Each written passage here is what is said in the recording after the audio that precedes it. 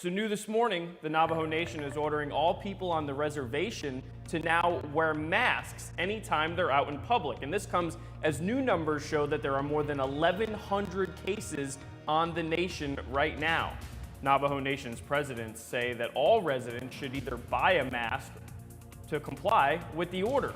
The COVID-19, buy a mask or make one, I should say. The COVID-19 outbreak is just further exposing the vulnerabilities of people who live on the reservation.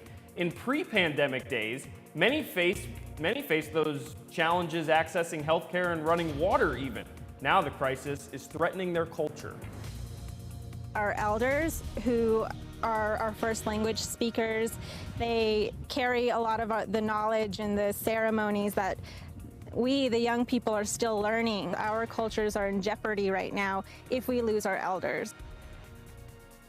Now, the Navajo Nation just completed its second weekend curfew of the month, and they'll continue that practice through April. The curfew does not apply to essential workers, but those workers do have to have proof of employment with them until the curfew expires.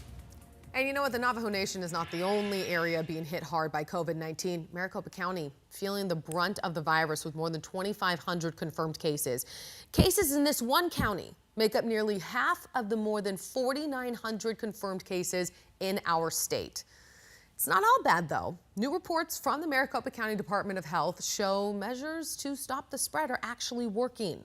The number of people diagnosed with COVID-19 per day is starting to level off, but we've not completely flattened the curve just yet. As coronavirus cases climb here in the United States, specific states, they're still struggling to ramp up testing for the virus. President Trump says he will use the Defense Production Act to increase manufacturing of test swabs. The president hopes to have swabs available for production to reach 10 million per month until the pandemic starts to slow down.